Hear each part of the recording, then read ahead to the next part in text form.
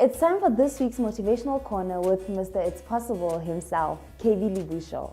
And this week, he has something different in store for you. Enjoy.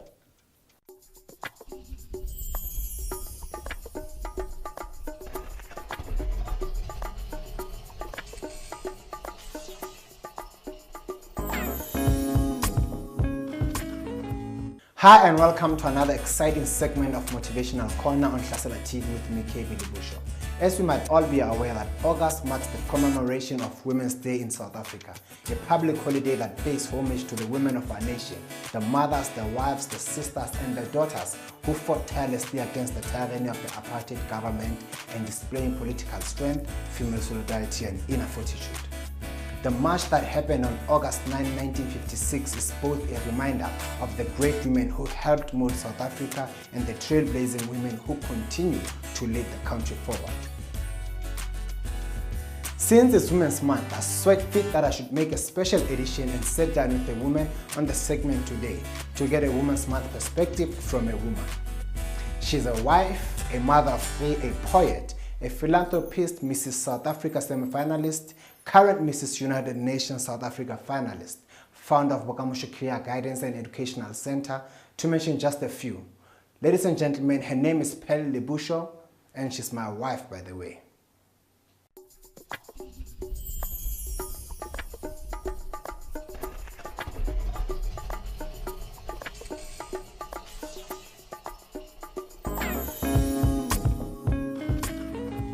Hi and welcome to the Motivational Corner on Hlasela TV. Thanks for taking time out of your busy schedule and spending time with us today. Thank you, Mr. Libusho, for having me on your show. Pearl, we see that you do a lot of things. You are a Mrs. United Nations South Africa finalist, you are a poet, you are a philanthropist. Can you please just tell us a little bit about the projects that you do? I'm the founder of Bokamoso Career Guidance and Education Center. Bokamoso Career Guidance and Education Center, it was founded in 2008, where I realized that a lot of young people from disadvantaged communities, they make mistakes of choosing the wrong careers, and I'm one of them, I'm one of the statistics.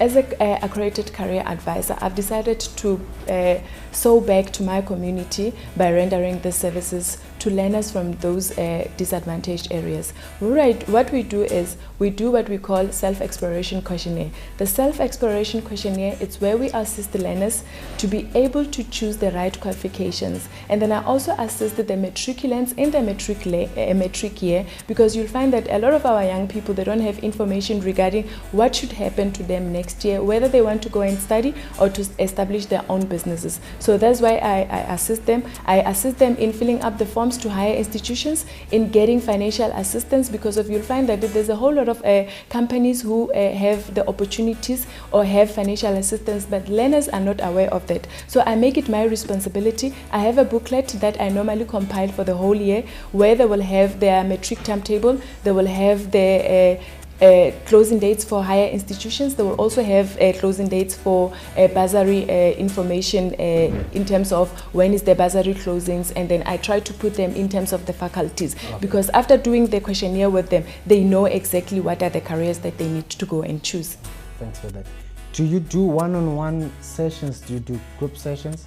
Normally, I would say I do both. I normally do one-on-one sessions with learners that maybe their parents, they may be concerned about them. They take them to me, and then I sit down with them. I do the questionnaires as well, and then every term I tend to meet with every learner every term, just to check how far are they in terms of their performance, because of their performance needs to match the careers that they want to follow. And then I also do group sessions. I get to be invited in schools where I sit with learners and do career guidance. And I also try to, like once a year, do what we call career expos across the province, where I meet with learners from different schools. And then last I was with I was at Letifoshia with the learners who are differently abled. Yes, yeah, I assisted them with the career choice, and then I was also at Harib, Letsemeng municipality, where I assisted a lot of young people with their career choice.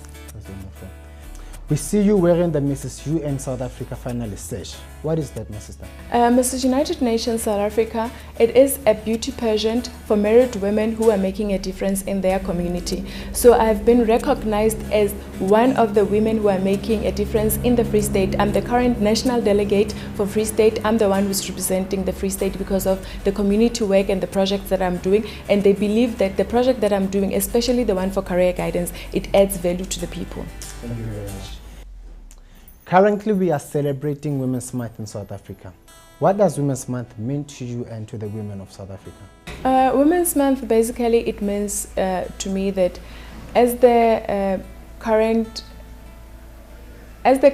women of today, yes, we no longer have to carry the passes of inequality, discrimination and abuse. And it is also our responsibility to actively teach the upcoming women to take part in this thing that we call equality. Okay. Do you think women of South Africa are empowered?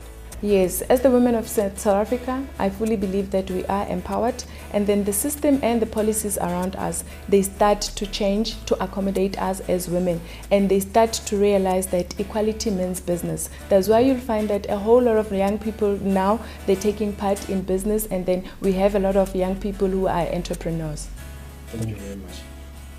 What words of encouragement can you give our viewers today, particularly women? I'd like to say to the women out there, South Africa is the land of milk and honey, full of support and opportunities. They need to realize their passion, they must run with it and make it a reality. Thank you very much, Pen, for taking time out of your busy schedule. But now, since you are a poet, can you please grace our viewers and give them a good poem that you have? I was born a woman and chose to be a woman. I was born a woman and created to be a woman. Woman, you were made from a rib of a man, you were taken, and woman, you were called. You were created to be the helper, not the provider and the protector. You were created to complement, not to compete. Rather, grit your hips with strength and evagorate your arms. Wena masichaba na letsana e mukokotlo osipara mukreste sibili. You were created to bring hope to the hopeless and liberty to the captives and nurture all the nations. Because of your strength and splendor, loving kindness and tender-hearted, they say, what is a home without a mother? Pastor Tubare mangwana otora tipa kabohaling, pachona bare musadi chwenye ujua maboho, and the classes they say, watint umfazi, watint imbo. Koto, igama lamakosikazi malibongwe.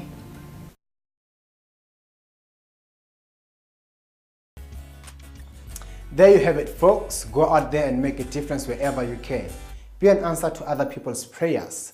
Watinta bafazi, watinti mbokoto. Till next week, God bless, and remember, it's possible.